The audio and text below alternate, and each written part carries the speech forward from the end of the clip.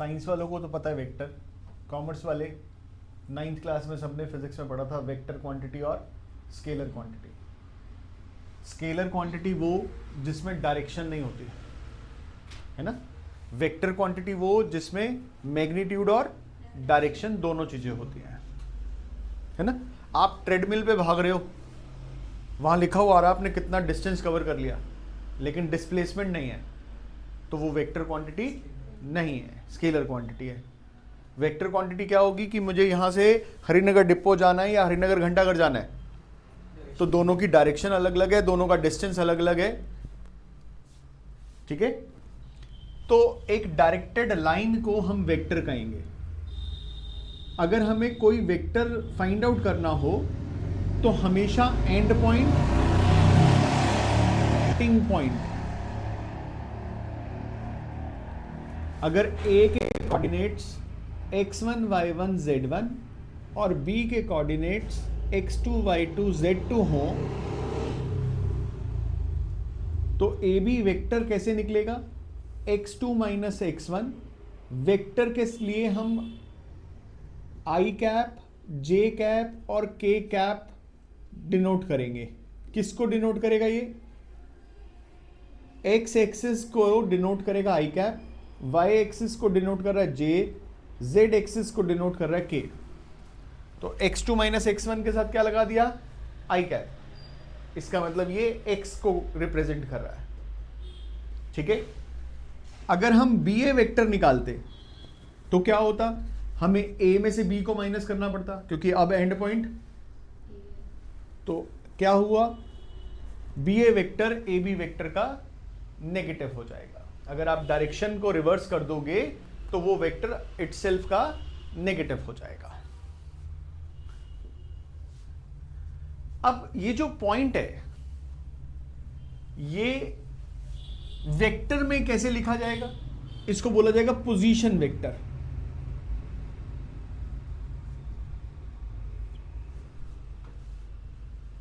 ठीक है, अगर हमें ऐसे लिखा ना, कोऑर्डिनेट्स ऑफ ए वो थे x1 y1 z1, अगर इसकी जगह बोला जाता पोजीशन वेक्टर ए,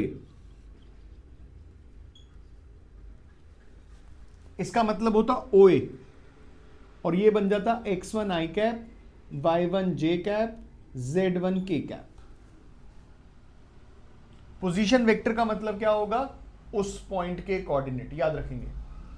तो यहां पर मैं ऐसा भी लिख सकता था कि ए बी वेक्टर का मतलब क्या होगा, ओ बी माइनस ओ ए। ओ बी का मतलब क्या हो गया, x2 आई, y2 जे, z2 के, इसका सब्ट्रैक्ट करो x1 आई, y1 जे, z1 के, आई वाली टर्म में से आई कॉमन लो तो फिर वहीं पहुंच गए जो ऊपर लिखा था हमने। जे वाली टर्म में से जे कॉमन लो, के वाली टर्म में से के कॉमन लो, तो वही आ गया।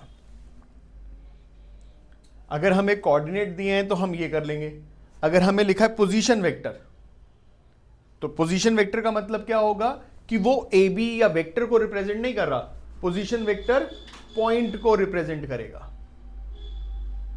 ठीक। कोई एक वेक्टर है जिसके कंपोनेंट्स हमें ऐसे लिखे हुए हैं, एक वेक्टर है ए आई प्लस बी जे प्लस सी के। अगर कोई हमको पूछे कि इसके स्केलर कंपोनेंट क्या है, तो वो होंगे ए बी सी। अगर कोई बोले वेक्टर कंपोनेंट क्या है,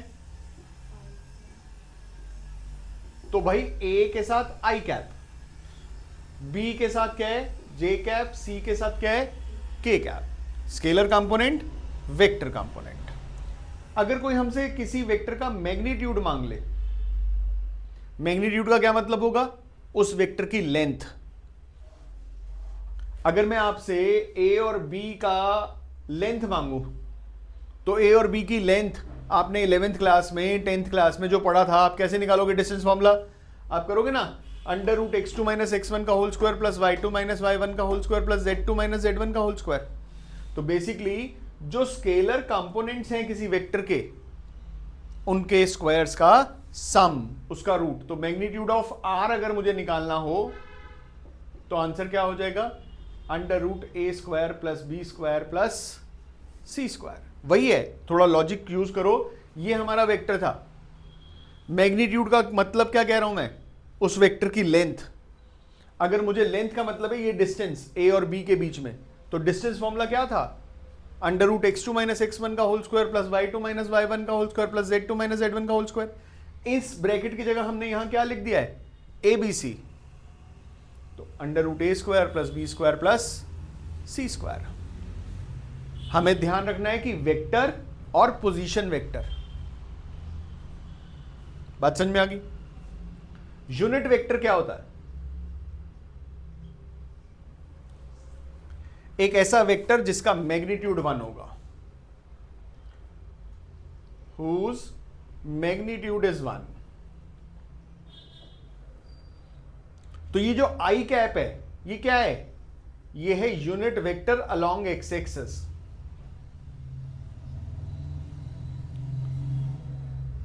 अगर मैं इसकी वैल्यू की बात करूं तो इसकी वैल्यू क्या है, 1। यहां ये पॉइंट था, इसके साथ आई लगा देने से उसकी वैल्यू पे कोई फर्क नहीं पड़ा, सिर्फ ये पता चल गया कि वो जो आई है वो किसको रिप्रेजेंट कर रहा है, एक्स एक्सिस को रिप्रेजेंट कर रहा है। जो जे है वो किसको रिप्रेजेंट कर रहा है, वाई एक्सिस को। तो जे कैप, जो भी यूनिट वेक्टर होगा हम उसको वेक्टर के साइन की जगह इस कैप के साइन से रिप्रेजेंट करेंगे। अगर कहीं लिखा ना ए कैप, इसका मतलब क्या है कि ए कोई वेक्टर है जो यूनिट वेक्टर है। क्लियर। अगर दो वेक्टर्स की डायरेक्शन सेम है,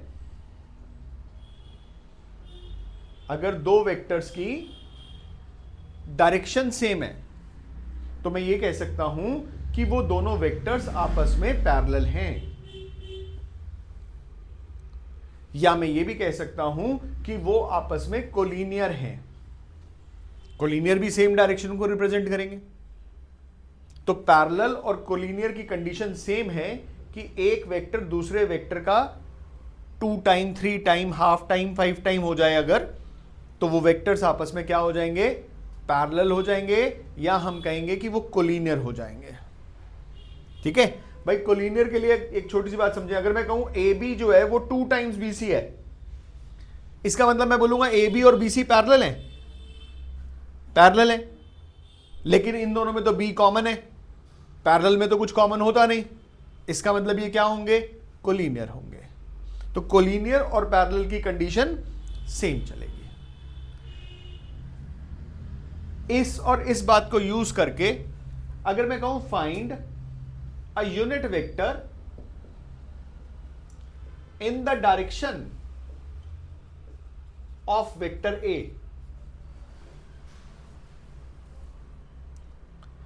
तो मैं जो करा रहा हूं वो प्रूफ करा रहा हूं, आप डायरेक्टली फॉर्मूलाज याद।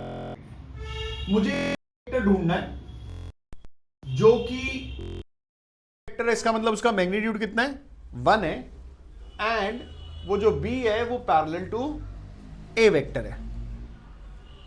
ऊपर क्वेश्चन जो लिखा है, मैं कह रहा हूं find a unit vector in the direction of, in the direction का मतलब पैरेलल टू वेक्टर A, यही मतलब है। क्या मैं यहां कह सकता हूं कि B वेक्टर जो है वो लैम्डा टाइम्स A वेक्टर है, क्योंकि पैरेलल है। अगर मैं दोनों तरफ मैग्नीट्यूड कर दूं तो ये क्या बन गया, लैम्डा का मैग्नीट्यूड A का मैग्नीट्यूड। B वेक्टर के मैग्नीट्यूड की वैल्यू कितनी है, 1, लैम्डा की मैग्नीट्यूड लैम्डा हो गया, तो लैम्डा की वैल्यू कितनी आ गई, 1/A वेक्टर का मैग्नीट्यूड। अब ये लैम्डा की वैल्यू लैम्डा की जगह डाल दो, B क्या था, 1 ये था ना B, तो क्या बन गया आपके लिए, ये डायरेक्ट फॉर्मूला है। अगर मैं कहूं unit vector in the direction of vector A, तो A vector divided bye A vector का मैग्नीट्यूड। बोल बोल ना, तो मुझे मैग्नीट्यूड समझ आया ना यूनिट वेक्टर। मैंने बोला कि अगर तेरे को एक वेक्टर दिया हुआ है 2i minus 3j plus 4k, और तेरे को कहा जाए कि इसका मैग्नीट्यूड निकालो, तो तेरा आंसर हो जाएगा 2 का स्क्वायर माइनस 3 का स्क्वायर 4 का स्क्वायर। आंसर आ गया √29। ये इस वेक्टर की लेंथ हो गई। आई जे के लिखते हैं फिर आई जे के नहीं लिखेंगे तो कैसे पता चलेगा कि ये जो 2 है ये x के साथ है, ये x एक्सिस की बात हो रही है, ये y एक्सिस की बात हो रही है। भाई वेक्टर का मतलब ही डायरेक्शन है। जब भी वेक्टर की बात होगी तो आई जे के साथ में आएगा ही आएगा। बात समझ में आ गई? अगर मैं ऐसे ही लिख दूं कि ये 2 है, ये -3 है, ये 4 है, मैंने बताया नहीं कौन x है, कौन y है, कौन z है ना? जब हम ऐसे ही लिख देते थे 2, -3, -4, तब भी हमें बताया गया था कि पहला कोऑर्डिनेट x का होता है। अब वेक्टर में प्रेजेंटेशन कैसी है? x को रिप्रेजेंट करना है तो क्या करेंगे? i कैप, j को y को करना है तो j कैप। पोजीशन वेक्टर हो गया ना। नहीं, ये देख position vector R r vector है। पोजीशन वेक्टर तब तक नहीं होगा जब तक लिखा ना हो। अगर मैं यहीं देख, यहां क्वेश्चन कहता हूं कि a पॉइंट दिया हुआ है 1 2 3 और b पॉइंट दिया हुआ है -1 1 0, और मैं कहूं कि ए बी का मैग्नीट्यूड बताओ, तो अब ये जो a है ये पोजीशन वेक्टर है। अब ए बी वेक्टर कैसे निकलेगा? -1 i cap, 1 -2 j cap, 0 -3 k cap. ये क्या बना? -2 i cap, -j cap, -3 k cap. अब इसका मैग्नीट्यूड क्या निकलेगा? अंडर रूट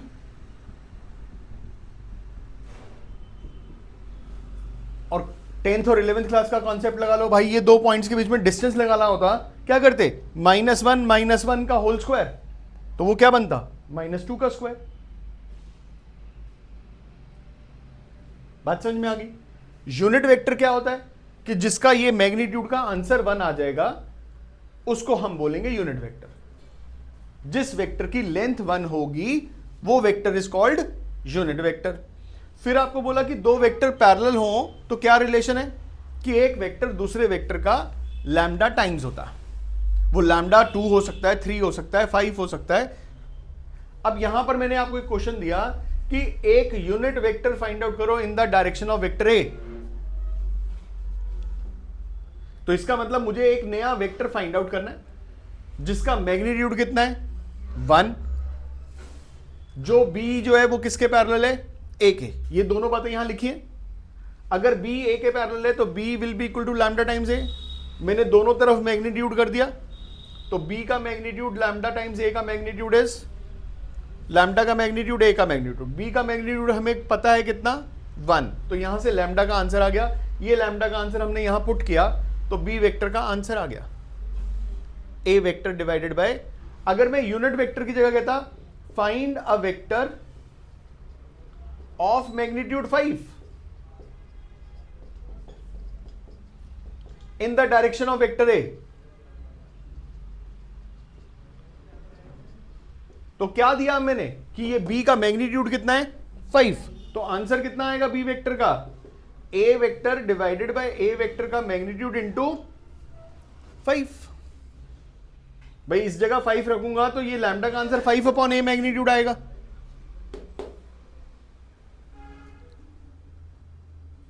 बात समझ में आ गई यहां तक? बेटा फाइंड अ वेक्टर, एक नया वेक्टर फाइंड आउट करना, उसका कोई नाम रखें हम, उसका नाम हमने रख दिया बी वेक्टर, है ना, जो ए वेक्टर के पैरेलल है। अब ए वेक्टर हमें दिया होगा कुछ ना कुछ, क्लियर?